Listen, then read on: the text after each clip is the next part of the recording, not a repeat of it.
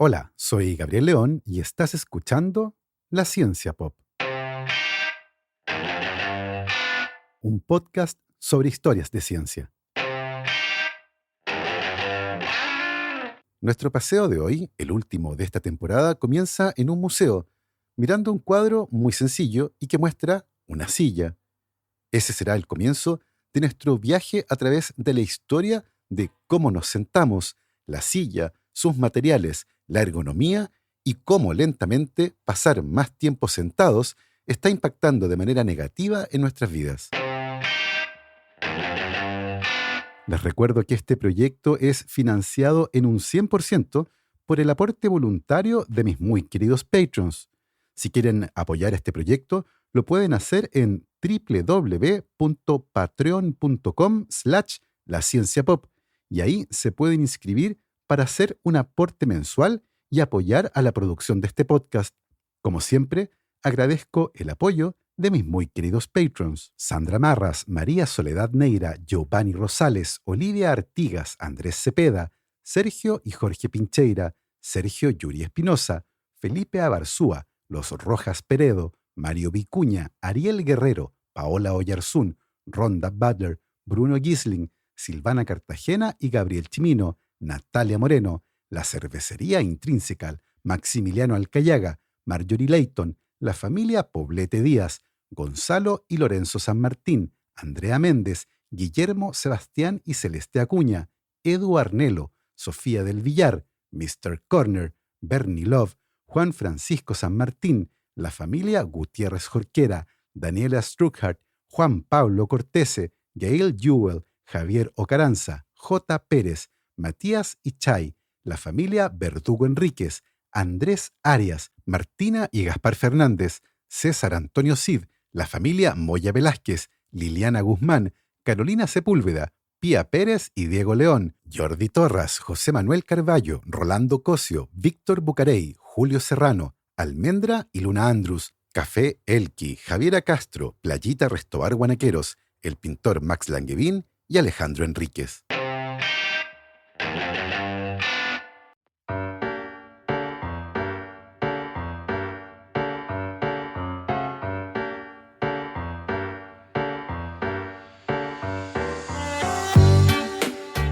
Vincent van Gogh nació en 1853 en Zundert, un pequeño pueblo en los Países Bajos. A lo largo de su vida luchó contra la pobreza, el rechazo y una enfermedad mental que lo acompañó hasta su muerte en 1890. En su breve pero prolífica carrera artística dejó un legado inmenso, más de 2000 obras entre pinturas y dibujos, y que hoy son reconocidas como algunas de las más influyentes del arte occidental. A pesar de eso, se cree que durante su vida solo vendió un cuadro, El Viñedo Rojo, y solo recientemente ha aparecido evidencia de que pudo haber vendido al menos uno más, y que tal vez intercambió algunas de sus obras por comida o materiales para pintar. 2 años antes de morir, en 1888, Vincent van Gogh se mudó a Arles, en el sur de Francia, en busca de inspiración y de una luz diferente. Allí soñaba con fundar un refugio para artistas, un lugar donde compartir ideas y desarrollar la creatividad. Fue en esa época que pintó La Silla de Van Gogh, una obra que a simple vista parece la representación de un objeto mundano, pero que encierra una profundidad simbólica notable. La silla, una pieza muy sencilla de madera con asiento de paja, está situada en un suelo de ladrillos de tonos cálidos. Sobre ella descansan una pipa y un poco de tabaco, elementos que hablan de las rutinas y de la intimidad de la vida diaria del pintor. Aunque parece un cuadro modesto, es un autorretrato en toda regla. En lugar de mostrarse a sí mismo, Van Gogh utiliza esta silla para hablarnos de quién era él en ese momento. Su aislamiento, su deseo de simplicidad, pero también su firmeza, están plasmados en los trazos que construyen este mueble. Lo interesante es que, en paralelo, Van Gogh pintó otra silla, esta vez con un diseño más ornamentado y colocada en un entorno más sofisticado. Era un retrato simbólico de Paul Gauguin, su amigo y colega con quien compartió un periodo intenso y conflictivo en Arles. Las dos sillas, una humilde y otra elaborada, cuentan la historia de su relación, un contraste entre sus personalidades y sus visiones artísticas. Van Gogh terminó el cuadro en diciembre de 1888, un momento particularmente oscuro para él. Solo unos días después de pintarlo, ocurrió el famoso episodio en el que se cortó parte de una oreja. Ese año marcó el inicio de su declive mental, pero también fue uno de los más productivos de su carrera. Hoy, la silla de Van Gogh se conserva en la National Gallery de Londres. Es una obra que, a pesar de su aparente simplicidad, ha inspirado a generaciones de artistas y críticos a reflexionar sobre lo cotidiano y lo simbólico. ¿Qué puede contarnos una silla sobre una vida? Para Van Gogh fue un vehículo de expresión, pero para cualquiera de nosotros, una silla puede ser mucho más que un mueble. Puede ser testigo de nuestras decisiones, de nuestras alegrías y de nuestras penas. Es el lugar donde descansamos, reflexionamos y también resistimos. Porque al final, hasta los objetos más simples pueden contener las historias más profundas y, por supuesto, muchísima ciencia.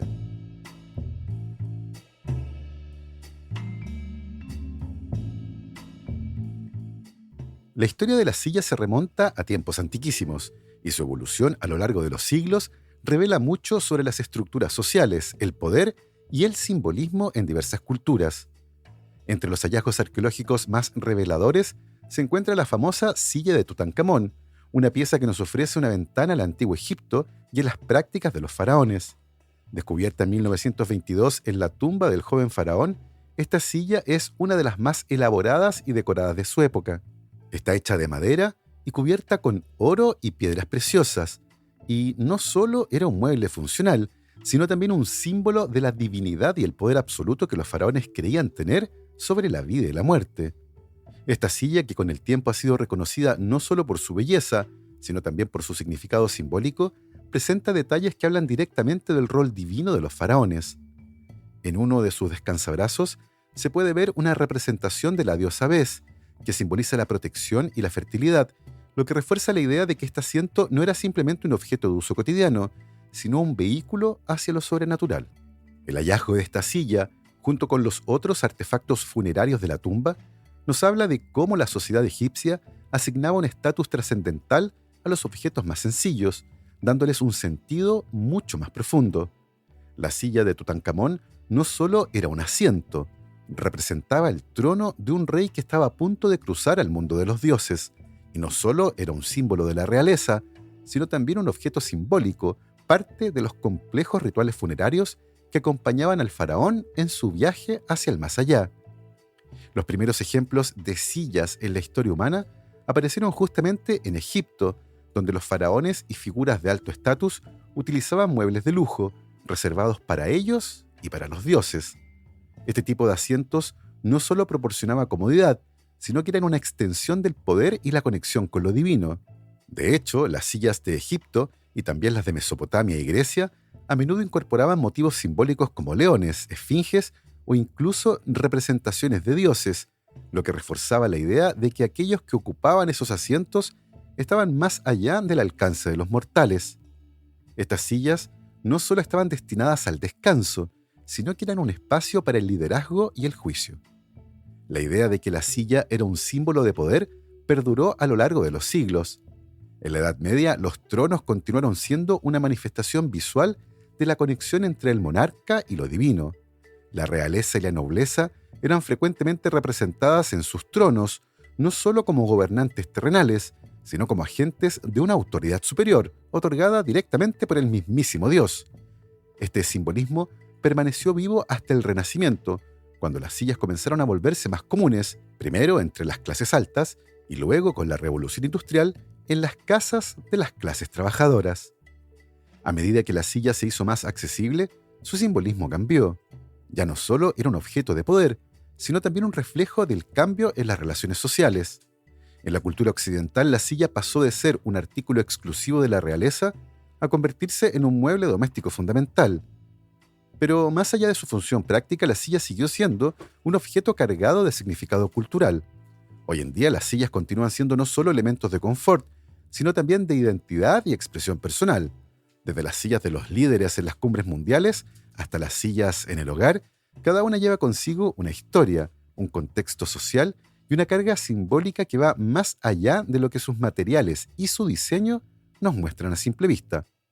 En los tiempos modernos, las sillas siguen siendo una extensión de nuestra vida cotidiana y nuestra cultura, y cada silla cuenta una historia, la de la persona que la ocupa, el contexto en que fue diseñada y el propósito para el que fue creada. A veces esa historia es tan simple como la de un descanso tras un largo día de pie, pero otras veces, como en el caso de la silla de Tutankamón, su significado es mucho más profundo, reflejando la eterna búsqueda de la humanidad por conectar lo mundano con lo divino. Estas conexiones también han cambiado durante la historia, pero los aspectos culturales no son los únicos que han variado. A lo largo de la historia, los materiales y el diseño de las sillas también han cambiado radicalmente, reflejando la evolución de la sociedad, la tecnología, las necesidades funcionales y las influencias culturales. Desde las primeras sillas de madera tallada hasta los diseños minimalistas de la actualidad, la silla ha sido un lienzo para la creatividad y un símbolo de confort y estética.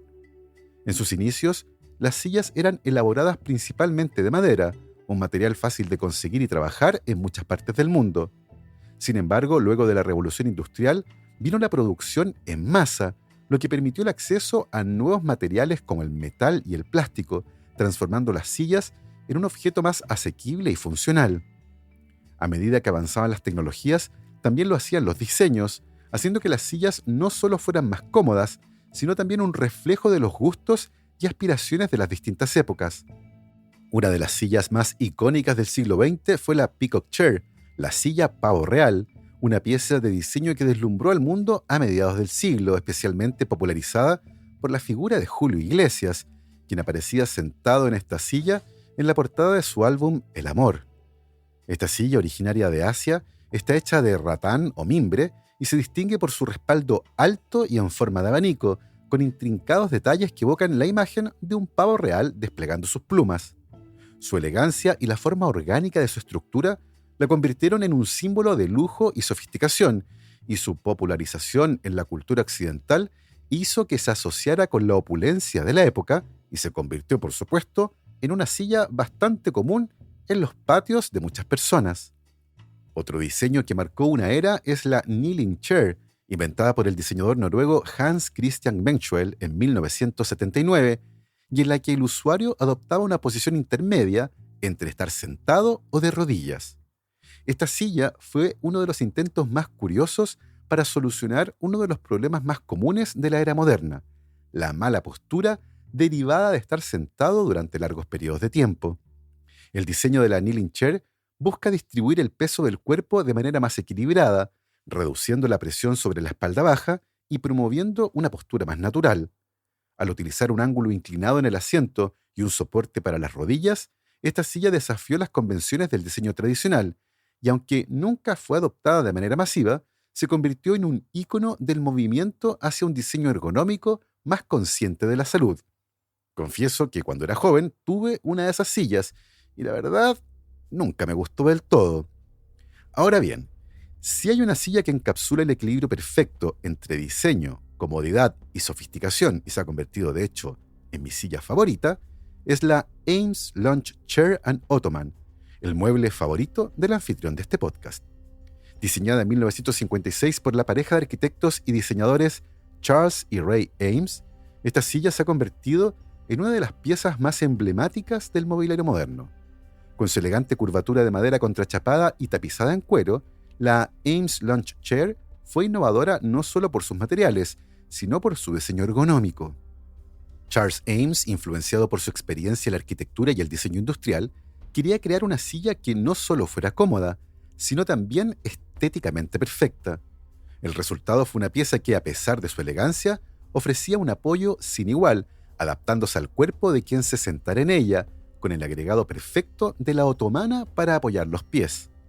Este modelo no solo es un ejemplo de excelencia en términos de diseño y confort, sino también un reflejo de la filosofía de los Ames: crear objetos que sean a la vez funcionales, bellos y accesibles. Los materiales que conforman esta silla también fueron una revolución en su época. El contrachapado de madera, que antes era considerado como un material barato para muebles de bajo costo, fue transformado por los Ames en una superficie de lujo gracias a la técnica de curvado que utilizaban. Se eligió cuero para el tapizado no solo por su durabilidad, sino también por su capacidad de adaptarse al cuerpo, aumentando así la comodidad con el uso. Estos materiales, junto con el diseño vanguardista, hicieron que la Ames Lounge Chair se convirtiera en un ícono del siglo XX. Una cosa interesante de esto es que el diseño de sillas ha sido profundamente influenciado por un entendimiento cada vez más detallado de la anatomía humana y la ergonomía, la ciencia que estudia cómo los objetos se deben adaptar al cuerpo humano para maximizar la comodidad, la eficiencia y la salud.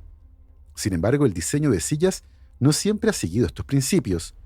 A lo largo de la historia, muchas sillas fueron diseñadas sin tener en cuenta la postura humana, lo que ha dado lugar a problemas de salud, como dolores de espalda y problemas musculares. Desde un punto de vista ergonómico, la silla ideal debe ofrecer soporte en las áreas claves del cuerpo: la espalda, las caderas, los muslos y los pies. Los diseñadores de sillas, especialmente en el siglo XX, comenzaron a prestar más atención a estos aspectos, influenciados por investigaciones sobre cómo el cuerpo reacciona a estar sentado durante largos periodos de tiempo. Un buen diseño ergonómico implica que el respaldo de la silla sigue la curvatura natural de la columna vertebral, que el asiento permite que los muslos se mantengan en un ángulo de aproximadamente 90 grados respecto a las piernas y que los pies queden descansando cómodamente sobre el suelo o en un reposapiés. Sin embargo, no todos los diseños se centran en la comodidad del cuerpo humano. Un caso interesante de sillas mal diseñadas desde el punto de vista ergonómico son las de los aviones. Durante años, los fabricantes de aeronaves han hecho ajustes en los diseños de los asientos para maximizar la cantidad de pasajeros que se pueden acomodar en un espacio reducido, sin priorizar la comodidad del pasajero. Así, las sillas de los aviones se han vuelto cada vez más compactas, con poco espacio para las piernas y una falta evidente de soporte lumbar. Esto se ha convertido en un tema recurrente de queja para viajeros frecuentes, ya que los asientos incómodos pueden causar dolor muscular, circulación deficiente y, en general, una experiencia desagradable durante vuelos largos. A pesar de que algunas aerolíneas han intentado mejorar la comodidad con opciones de asientos premium, la mayoría de los asientos de clase económica siguen siendo una de las experiencias más incómodas al estar sentados durante horas. Otro ejemplo claro de un diseño poco amable, por decirlo de una manera suave, es el del mobiliario urbano moderno. A lo largo de los años, se ha visto un fenómeno interesante en las ciudades: el diseño de sillas y bancos en espacios públicos que están pensados específicamente para desalentar a las personas a que duerman en la calle. Estas sillas suelen ser deliberadamente incómodas o están diseñadas para ser inadecuadas para el descanso. Por ejemplo, algunas sillas de parque tienen respaldos muy inclinados, lo que hace difícil sentarse de manera cómoda durante mucho tiempo. Otras tienen divisiones o bordes duros que impiden acostarse o incluso apoyarse correctamente. El diseño de esos espacios públicos reflejan una intención de control en el uso de esos lugares, y aunque se justifica como una medida para evitar el vandalismo o el abuso del espacio público, también pone de manifiesto una desconexión con las necesidades humanas básicas de descanso y refugio. Así, el diseño deliberado de sillas incómodas y restrictivas en espacios públicos refleja cómo el mobiliario puede ser utilizado o incluso manipulado para influir en el comportamiento humano. En un nivel más amplio, estos ejemplos muestran cómo el diseño de sillas no solo se trata de confort y ergonomía, sino también de poder, control y cultura. Desde los aviones que nos obligan a ajustar nuestro cuerpo a su espacio limitado, hasta las sillas en los espacios públicos que buscan controlar quién puede usar el espacio y por cuánto tiempo, el diseño de sillas es un reflejo de las tensiones sociales y culturales de la época. Pero, sin lugar a dudas, la silla más polémica de todas es una que fue diseñada no pensando en el confort del usuario, sino que derechamente en su muerte. La silla eléctrica es un dispositivo creado y utilizado para la ejecución de sentencias de muerte. Su origen está profundamente marcado por la necesidad de encontrar una forma más humana de ejecutar a los condenados a muerte, a la vez que se cruzaban intereses en el campo de la ciencia, la tecnología y el control. La historia de la silla eléctrica comienza en la última parte del siglo XIX, cuando se hacía común el uso de la horca y el fusil para llevar a cabo las ejecuciones. Sin embargo, estos métodos eran vistos por muchos como crueles y poco efectivos. La idea de la silla eléctrica surgió a raíz de una serie de discusiones entre la comunidad científica y la administración penitenciaria sobre la necesidad de encontrar un método más rápido y menos doloroso para ejecutar a los condenados. Fue un dentista de la ciudad de Nueva York, el doctor Alfred Southwick, quien propuso la idea de utilizar la electricidad como un medio para llevar a cabo la ejecución, inspirado en una experiencia en la que observó cómo la corriente eléctrica causaba la muerte rápida de un animal. Southwick, que tenía conocimientos básicos de electricidad, se convenció de que una descarga eléctrica de alta tensión podría ser más eficiente y menos inhumana que los métodos tradicionales de ejecución. El diseño inicial de la silla eléctrica fue realizado por un hombre llamado Harold Brown, quien trabajaba como ingeniero en el laboratorio de Edison. Brown diseñó un aparato que consistía en una silla en la que el condenado se sentaba y se le sujetaban los brazos y las piernas con correas. A continuación, se le aplicaba una descarga eléctrica de corriente alterna a través de electrodos colocados en el cuerpo del condenado. El primer uso de esta silla fue en el caso de William Kemmler, cuyo destino marcó un hito en la historia de la justicia en los Estados Unidos. La ejecución, que se realizó el 6 de agosto de 1890, no salió como se esperaba. Kemmler fue sometido a una primera descarga de 1000 voltios, pero no murió de inmediato. En su lugar, empezó a convulsionar y a gritar, mientras de su cuerpo salía humo debido al calor de la corriente. Fue necesario aplicar una segunda descarga para finalmente acabar con su vida. Este incidente horrendo fue testimonio de lo problemático que podía ser el uso de la silla eléctrica como medio de ejecución, ya que generaba efectos no anticipados y muy dolorosos para los condenados. El fracaso de la ejecución de Kemmler suscitó un debate público sobre la moralidad y la efectividad de la silla eléctrica. Sin embargo, a pesar de este mal inicio, la silla eléctrica se fue perfeccionando a lo largo del tiempo y comenzó a ser utilizada en varios estados de Estados Unidos, con el propósito de hacer que las ejecuciones fueran más rápidas y, en teoría, menos dolorosas que los métodos tradicionales. La silla eléctrica se convirtió en el símbolo de la justicia rápida, pero a lo largo de las décadas, el problema de su efectividad y la moralidad del castigo de muerte continuó siendo una cuestión abierta. Las sillas se modificaron y mejoraron, y las aplicaciones de la corriente alterna en la ejecución se afinaban, pero la silla eléctrica nunca fue vista como una solución perfecta. A lo largo del siglo XX, la silla eléctrica fue reemplazada por otros métodos de ejecución, como la inyección letal, y su uso se redujo considerablemente. Hoy, la silla eléctrica sigue siendo un símbolo sombrío de la historia de la pena capital en los Estados Unidos, y su aparición en el contexto de la ciencia y la ética plantea interrogantes sobre el uso de la tecnología con fines mortales. Su evolución refleja cómo la tecnología, en este caso la electricidad, se utilizaba para resolver un problema social, pero también muestra los dilemas morales y científicos involucrados en tales decisiones.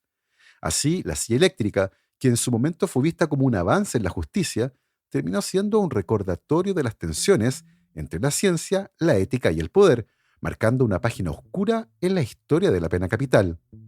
La silla eléctrica es un método de ejecución que, además de Estados Unidos, ha sido utilizado o permitido en algunos otros países en el pasado, pero hoy su uso es extremadamente raro y en general se prefieren métodos más humanitarios o menos crueles, como la inyección letal. Sin embargo, la silla como tal sigue cobrando vidas. Resulta que en la era moderna, las largas horas que pasamos sentados se han convertido en un tema crucial de salud pública, dado que este comportamiento está asociado con una variedad de problemas de salud física y mental. Aunque muchas personas no son conscientes de los riesgos, la ciencia ha demostrado que pasar mucho tiempo sentados, especialmente en trabajos de oficina, puede tener efectos profundos y de largo plazo en el cuerpo humano. El principal factor detrás de los impactos negativos de estar sentado durante muchas horas es la falta de actividad física. El cuerpo necesita moverse y la inactividad prolongada interrumpe diversos sistemas fisiológicos. Uno de los principales problemas es el impacto sobre el metabolismo.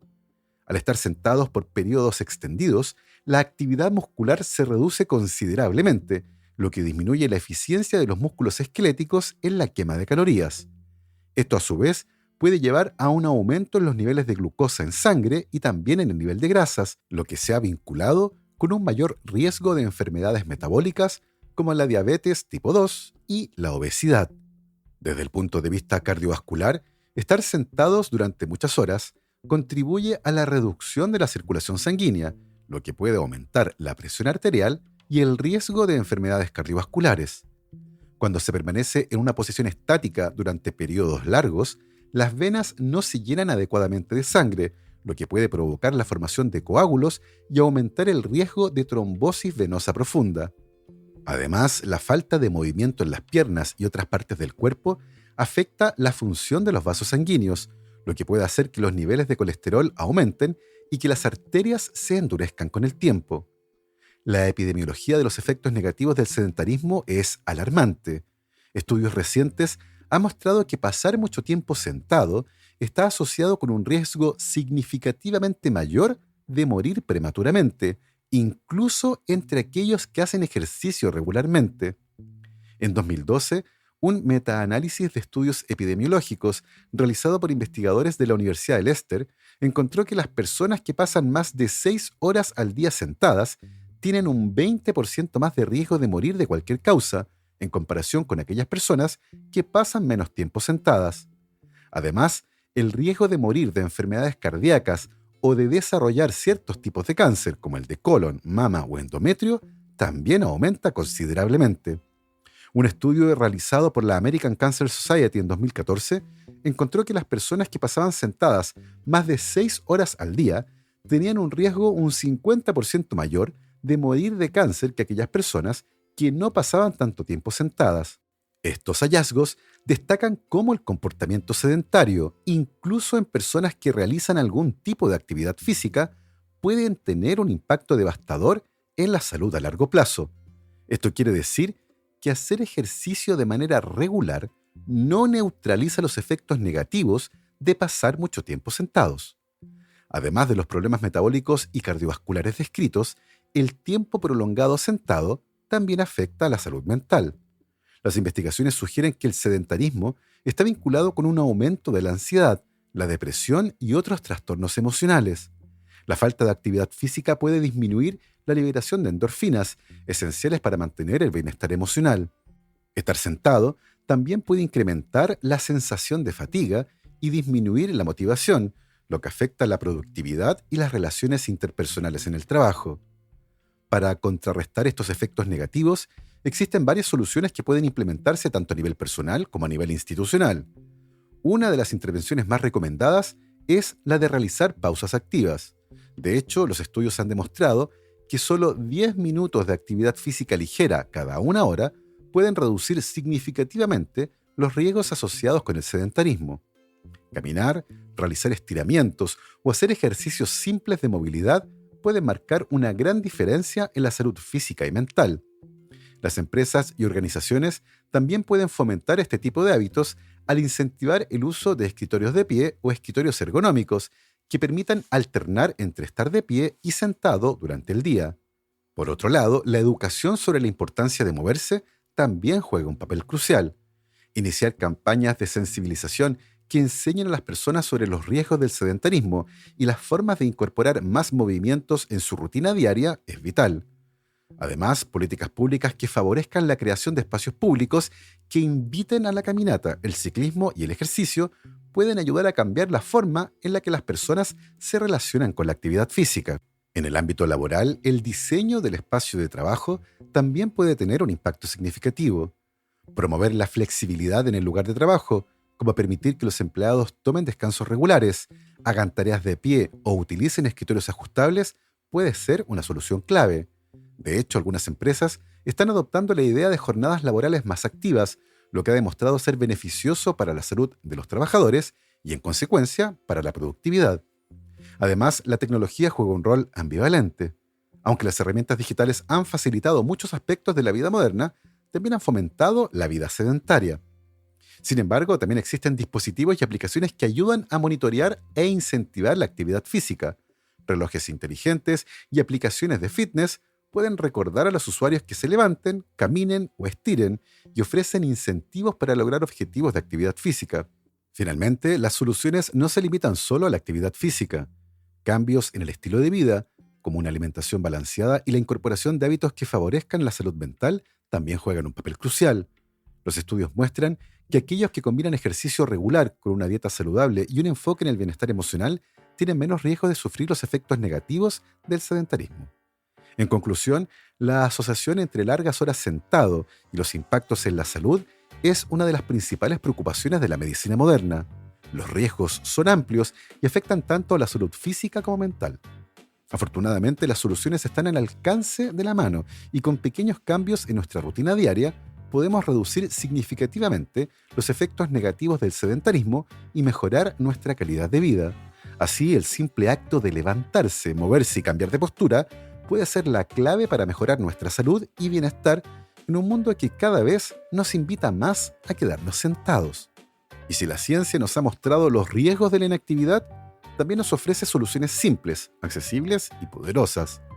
Así como nuestras sillas han evolucionado a lo largo de la historia, también podemos adaptarnos priorizando nuestra salud y haciendo pequeños ajustes en nuestra rutina diaria.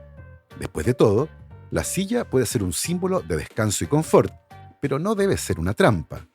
Levantémonos, movámonos y sigamos construyendo un futuro más saludable para todos.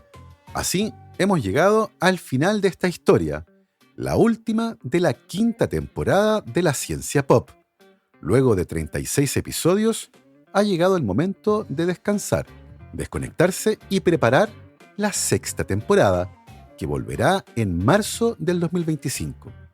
Yo me despido, como siempre, agradeciendo el apoyo incondicional de mis muy queridos patrons: Cristiano Teiza, Andrés Altamirano, Sebastián Toledo, Alberto Montt y Laura, Germaína Araya, Hernán y Lucas Castillo, Ana Lucía Luna, Simón Castillo Riedemann, Luciano Cisterna, Ricardo Yáñez, Fernando Montenegro, la familia Flores Noguer, Christian Fraser, la familia Helfman von de Sauer, Giuseppe Carufo, Michelle Baró, Cristóbal Moene, la familia Serpa Rebolledo, Pablo y Milesita Villalobos, la familia Tanuso Ramos, Rosario Calderón, Pedro Castillo, Adrián Cataldo, José Luis Ulloa, Marcela Martínez, Cristóbal Orellana, Diego Riquelme, Florencia Castañeda, Mauricio Silva, la familia Yuri Martínez, David González, Claudio Oyarzo y Toña, Cirilo, Fede y Pola, la familia Calen Queirolo, Alejandra Díaz, Fernando Araya, la familia de la Cruz Morales,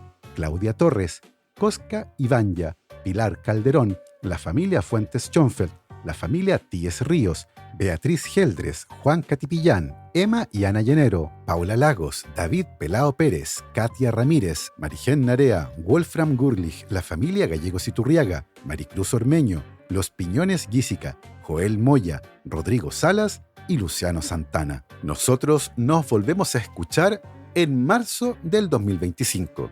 Que estén muy bien, cuídense mucho, lávense las manos y, por supuesto, que la ciencia los acompañe.